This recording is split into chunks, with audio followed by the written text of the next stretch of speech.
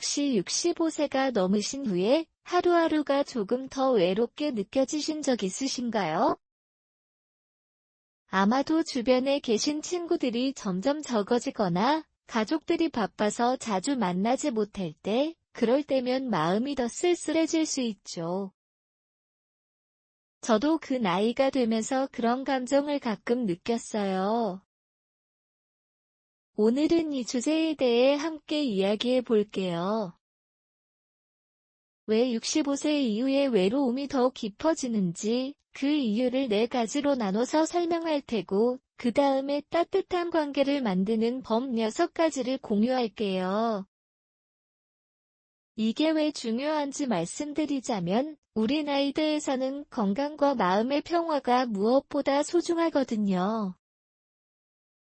외로움이 쌓이면 몸도 피곤해지고 일상생활이 힘들어질 수 있어요.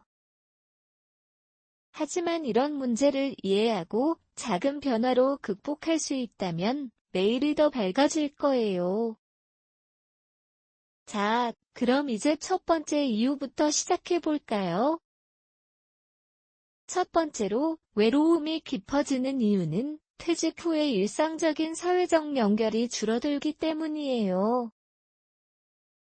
생각해보세요. 젊을 때는 직장에서 동료들과 매일 마주치며 대화를 나누고 함께 웃고 울면서 하루를 보냈죠. 하지만 65세가 넘어서 퇴직을 하게 되면 그 루틴이 사라지게 돼요.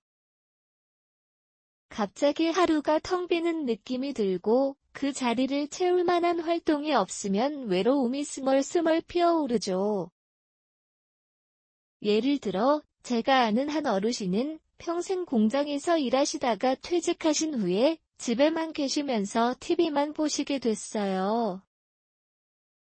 처음에는 편안하다고 생각하셨는데 시간이 지나면서 친구들과의 만남이 줄어들자 마음이 허전해지셨어요. 이건 아주 자연스러운 일이에요. 하지만 여기서 중요한 건 이 빈 자리를 어떻게 채울지 생각하는 거예요. 만약 주말에 가까운 동네 커뮤니티 센터에 가서 산책하거나 옛 동료들과 정기적으로 모임을 가지면 그 외로움을 조금씩 줄일 수 있어요. 실제로 저는 퇴직 후에 지역 노인 모임에 참여해서 새로운 친구를 사귀었어요. 처음엔 어색했지만 이야기를 나누다 보니 웃음이 터지더라고요. 여러분도 오늘부터 작은 걸음부터 시작해보세요. 예를 들어, 아침에 가까운 공원으로 나가서 다른 어르신들과 인사부터 해보는 거예요. 이게 쌓이면 퇴직의 공허함을 채우는데 큰 도움이 될 거예요. 이 첫 번째 이유를 생각해보면 정말 우리 일상 속에 숨어있는 문제죠. 그런데 이게 끝이 아니에요. 두 번째 이유는 나이 들면서 주위 사람들의 이탈이 더 잦아지기 때문이에요. 65세가 넘으면 주변에 계신 분들이 건강 문제로 세상을 떠나거나 멀리 이사 가는 경우가 많아지죠. 젊을 때는 친구들이 늘 함께 있었는데 이제는 그 숫자가 줄어들어요. 제가 겪은 이야기로 말씀드릴까요? 제 옆집에 사시던 아주머니는 오랜 친구분을 잃으신 후에 집에 틀어박이시게 됐어요. 매일 전화나 편지를 주고받던 그분이 갑자기 사라지니 마음에 큰 구멍이 생긴 거예요.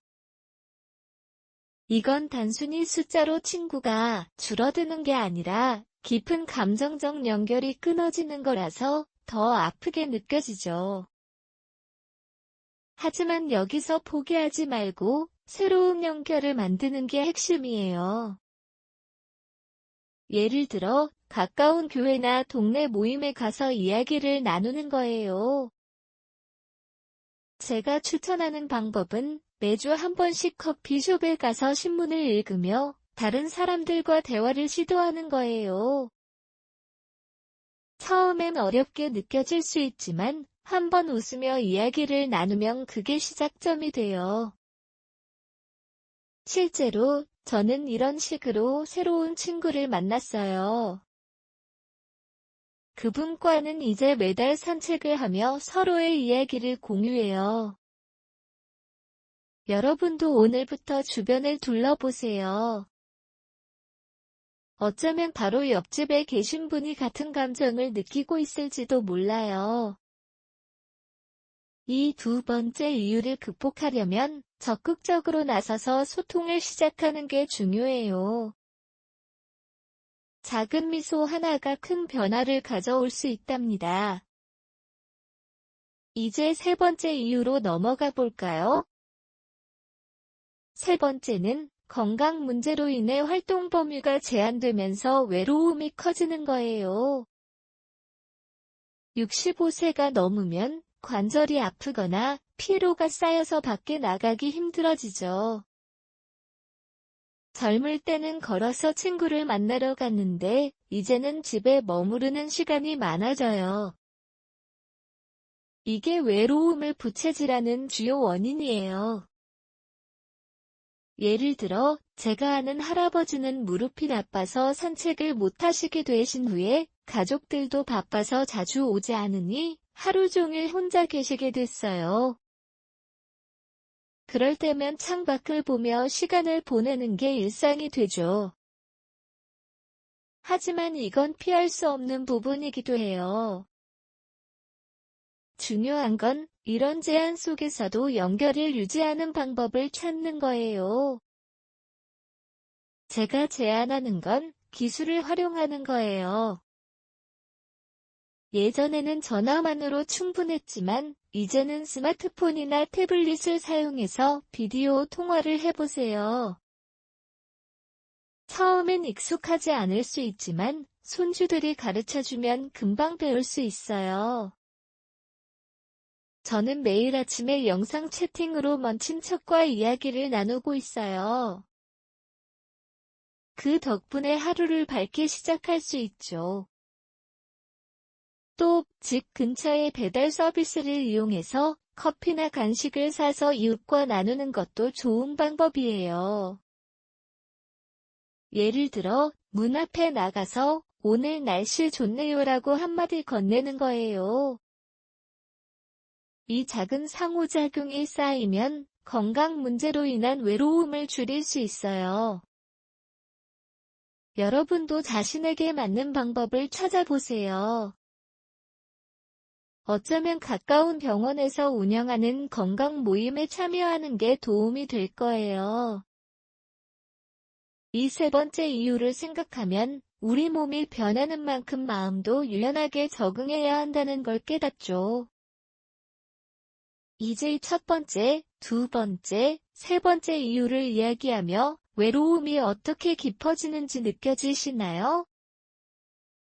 각 이유 뒤에는 실질적인 해결책이 숨어 있어요.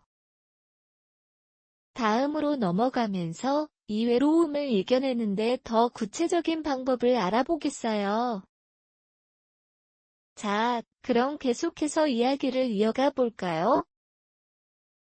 자, 여러분, 방금 세 번째 이유까지 이야기를 나눴는데요. 이제 네 번째 이유로 넘어가면서 이 외로움의 깊이를 더 깊이 이해해 보도록 할게요.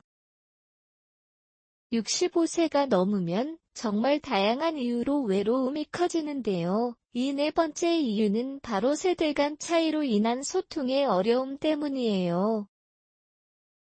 젊을 때는 가족이나 이웃과 자연스럽게 대화를 나누며 연결됐지만 나이 들면서 자녀나 손주들이 바쁜 생활을 하거나 기술과 문화의 차이 때문에 소통이 점점 줄어들죠.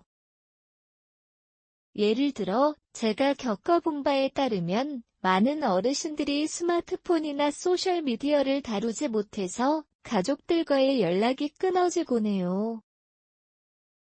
제 친구 한 분은 손주들이 매일 SNS로 소식을 공유하는데 그분은 그걸 따라갈 수 없어서 점점 소외감을 느꼈어요. 이 세대 차이는 단순한 기술 문제가 아니라 감정적으로도 벽을 만들어버려요. 왜 이렇게 바쁜지 이해가 안 되라는 생각이 들고, 그럴수록 더 외로워지죠. 하지만 이건 극복할 수 있는 부분이에요. 제가 추천하는 방법은 가족과 함께 기술을 배우는 시간을 가지는 거예요.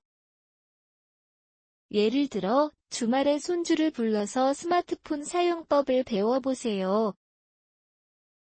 제가 그렇게 했더니 그 과정에서 웃음이 터지면서 자연스럽게 대화가 이어졌어요. 여러분도 오늘부터 작은 시도로 시작해보세요.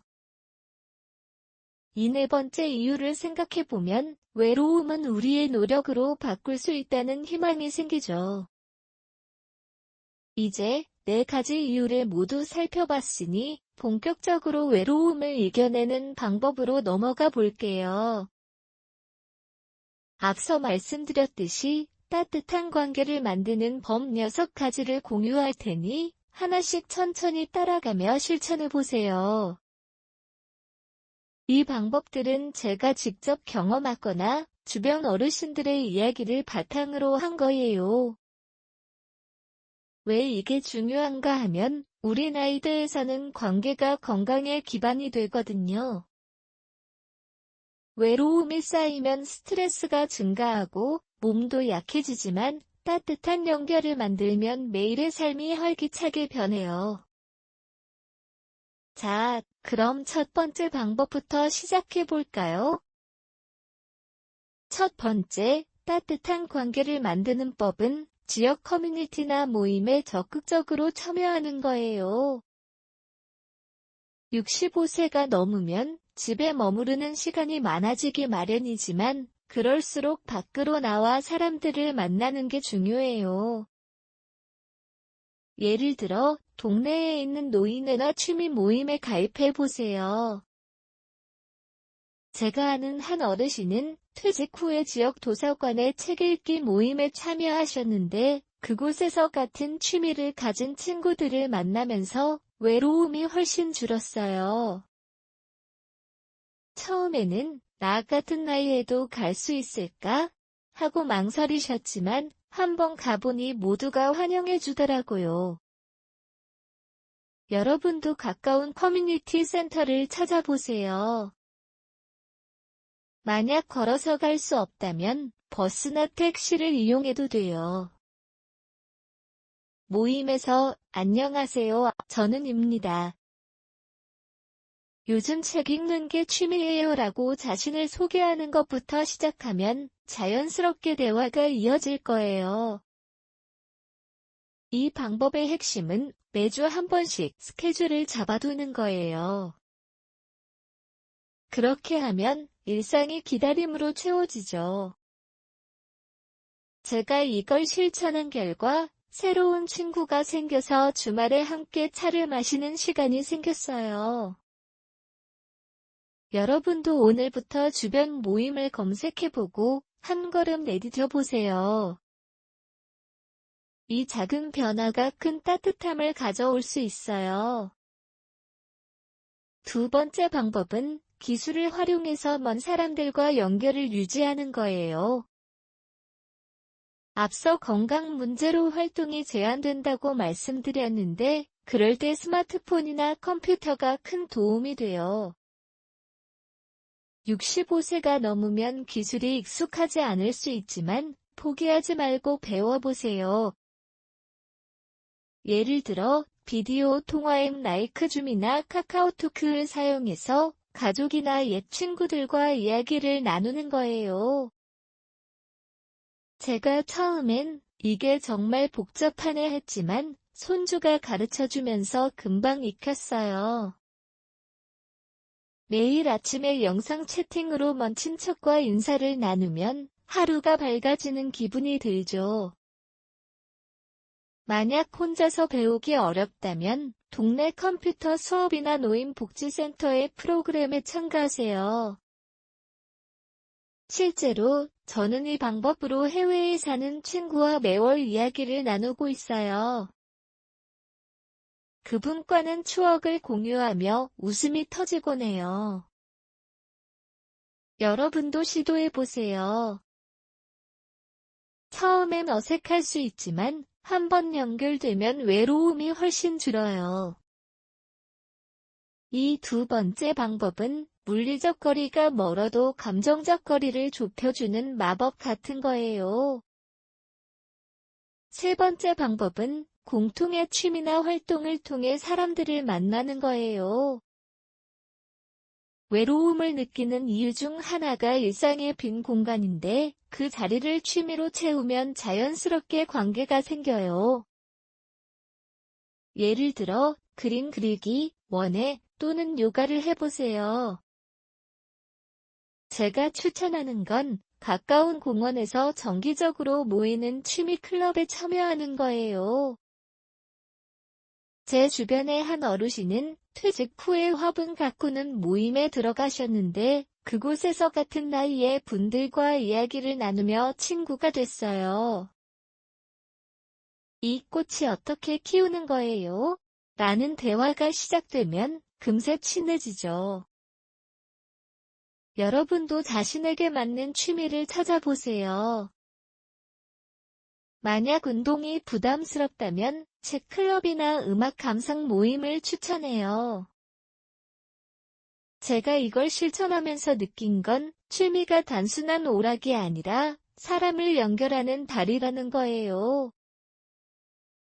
매주 한 번씩 시간을 내서 참여하면 외로움이 점점 사라지는 걸 느낄 수 있을 거예요. 이 세 번째 방법은 우리의 일상을 더 풍요롭게 만들어주죠. 네 번째 방법은 일상 속 작은 친절을 실천하는 거예요. 65세가 넘으면 주변 사람들과의 상호작용이 줄어들기 쉽지만 작은 미소나 인사가 큰 변화를 가져올 수 있어요. 예를 들어 이웃집에 가서 오늘 날씨가 좋네요. 함께 차 한 잔 드시겠어요? 라고 제안해 보세요. 제가 아는 분은 매일 아침 문 앞에서 이웃과 인사하는 습관을 들이신 후에 자연스럽게 모임이 생겼어요. 이건 특별한 노력이 아니에요. 슈퍼마켓에서 쇼핑할 때 계산대에서 이 물건이 좋네요라고 한마디 건네는 것만으로도 시작될 수 있어요. 실제로 저는 이 방법으로 옆집 어르신과 친해졌어요.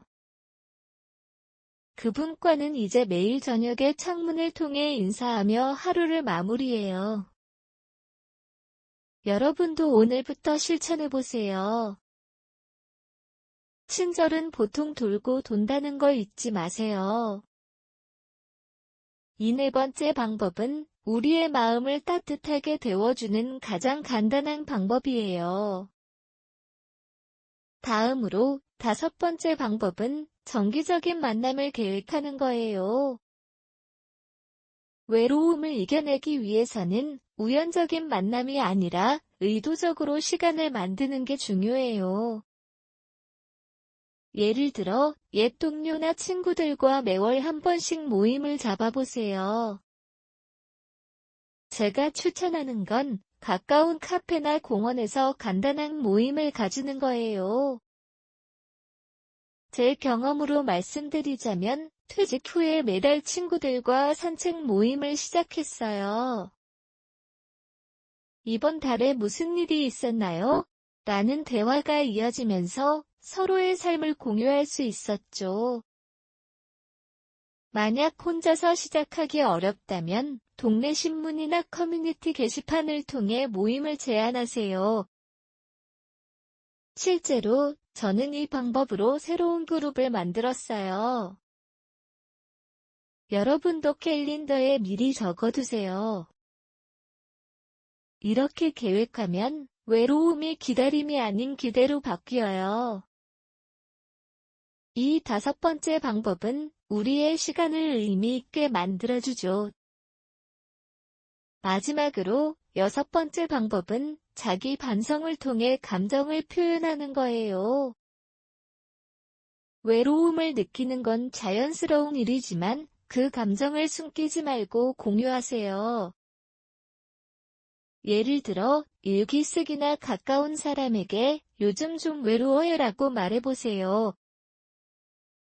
제가 아는 한 어르신은 매일 저녁에 감정을 적는 습관을 들이신 후에 그걸 토대로 친구와 대화를 나누셨어요. 이게 왜 효과적인가 하면 감정을 표현하면 마음의 무게가 가벼워지거든요. 만약 주변에 이야기할 사람이 없다면 상담 서비스나 전화 상담을 이용하세요. 저는 이 방법으로 제 감정을 정리하고 그걸 바탕으로 새로운 관계를 만들었어요. 여러분도 시도해보세요. 자기 반성은 외로움을 이기는 첫걸음이에요. 이 6번째 방법으로 따뜻한 관계를 만드는 데 완성도를 더할 수 있어요. 이제 4가지 이유와 6가지 방법을 이야기하며 외로움을 이겨내는 구체적인 길을 함께 걸어본 것 같아요. 하지만 여기서 그치지 말고 매일의 루틴을 통해 이 습관을 유지하는 게 중요해요. 그래서 오늘은 오골 모닝 루틴의 중 다음 2포인트를 소개할게요. 이 루틴들은 제가 직접 실천하며 외로움을 줄이고 하루를 밝게 시작하는 방법이에요. 첫 번째로 건강한 아침 식사를 준비하는 거예요. 65세가 넘으면 영양이 더 중요해지거든요. 예를 들어 신선한 과일, 요구르트, 그리고 통곡물을 이제 오골 모닝 루틴에 대해 이야기를 이어가 볼까요? 방금 첫 번째 루틴으로 건강한 아침 식사를 준비하는 것에 대해 말씀드렸는데요. 65세가 넘으면 영양이 정말 중요해지거든요. 예를 들어 신선한 과일, 요구르트, 그리고 통곡물을 중심으로 한 아침 식사를 해보세요. 이게 왜 도움이 될까요? 영양이 균형 잡힌 식사를 하면 몸이 활력을 얻고 그 덕분에 하루를 더 밝고 긍정적으로 시작할 수 있어요. 제가 아는 한 어르신은 매일 아침에 사과와 바나나, 그리고 오트밀을 드시면서 그 과정에서 창밖을 보며 감사한 마음을 가지신다고 해요. 이 루틴을 실천하려면 전날 저녁에 재료를 준비해 두는 게 좋겠어요. 예를 들어 냉장고에 신선한 과일을 넣어두고 아침에 간단히 섞어 먹는 거예요. 이렇게 하면 영양을 챙기면서도 외로움을 느끼지 않게 작은 습관으로 하루를 채울 수 있죠. 실제로 저는 이 루틴을 시작한 후에 에너지가 넘쳐서 아침에 산책을 나갈 수 있게 됐어요. 여러분도 오늘부터 시도해보세요. 아침 식사가 단순한 식사가 아니라 자신을 위한 선물이 될 수 있어요. 이제 2번째 루틴으로 넘어가 볼까요? 2번째는 가벼운 아침 운동으로 몸과 마음을 깨우는 거예요. 65세가 넘으면 관절이나 근력이 약해질 수 있어서 무리한 운동은 피해야 하지만 그 대신 부드럽고 즐거운 활동을 추천해요. 예를 들어 집안에서 스트레칭을 하거나 가까운 공원으로 나가서 천천히 산책하는 거예요. 이 루틴의 핵심은 운동을 통해 신체적 건강을 유지하면서도 우연히 마주치는 사람들과 인사를 나누며 연결감을 느끼는 거예요. 제가 경험한 바에 따르면 매일 아침 10분 정도만 걸어도 기분이 상쾌해지더라고요. 예를 들어 문 앞에서 팔을 흔들거나 앉아서 다리를 움직이는 간단한 동작부터 시작하세요. 만약 혼자서 하기 어렵다면 동네에서 운영하는 요가 클래스나 체조 모임에 참여해 보세요. 저는 퇴직 후에 아침에 공원에서 만나는 어르신들과 함께 걷기 모임을 만들었어요. 그분들과 인사하며 오늘도 좋은 아침이네요라고 말할 때마다 외로움이 사라지는 기분이 들었죠.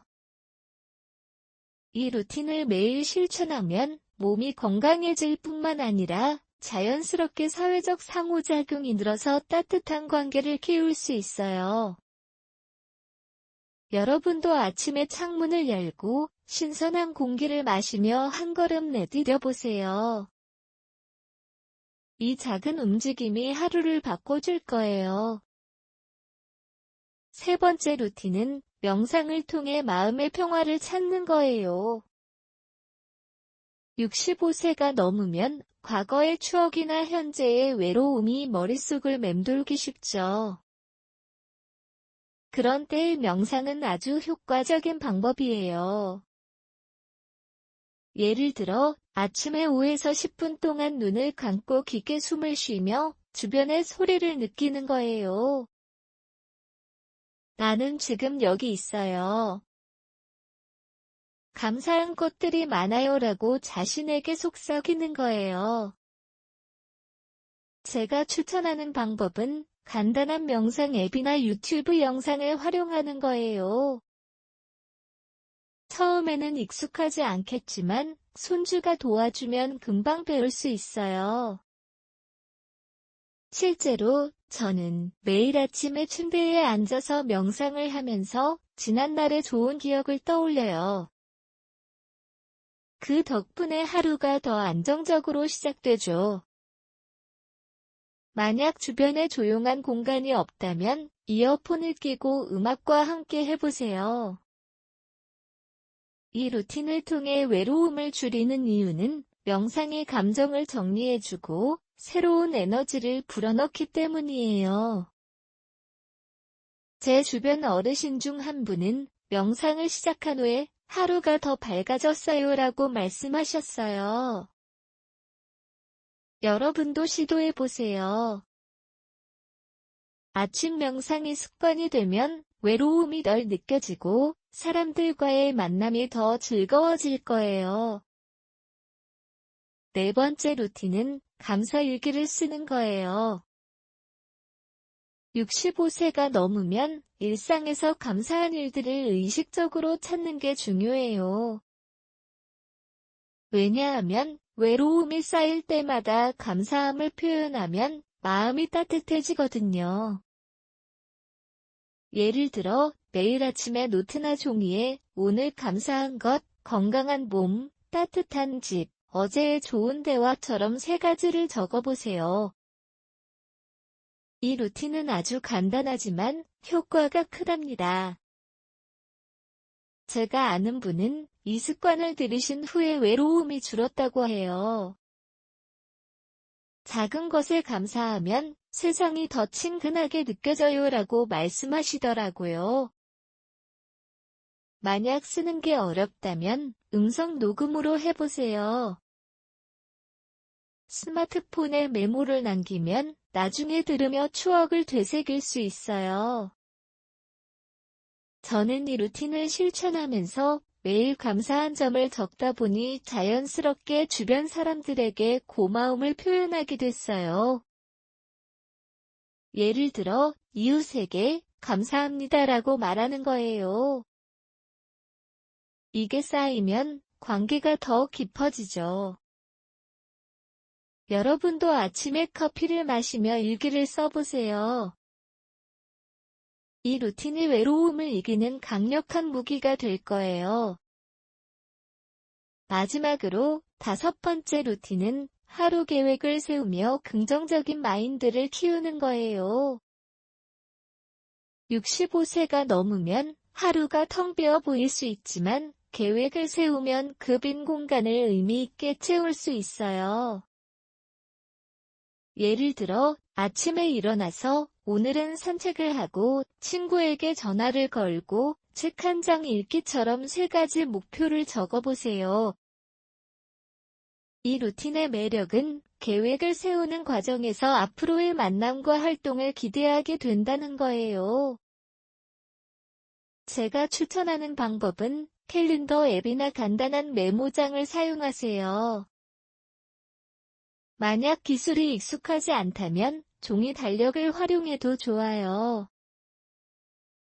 실제로 저는 이 루틴을 시작한 후에 매일 아침 계획을 세우며 오늘도 좋은 일이 있을 거야 라고 자신을 격려해요.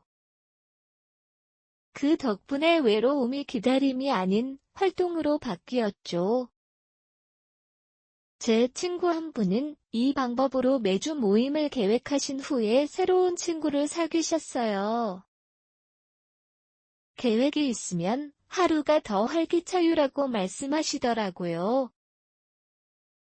여러분도 시도해보세요. 아침에 계획을 세우면 외로움이 줄고 따뜻한 관계를 만드는 기회가 늘어요. 이 5골 모닝 루틴을 통해 매일 아침을 더 밝고 의미 있게 만들 수 있어요. 이제 이 루틴들을 실천하며 외로움을 이겨내고 따뜻한 관계를 쌓아가세요. 여러분의 노력이 반드시 결실을 맺을 거예요. 항상 자신을 응원하세요.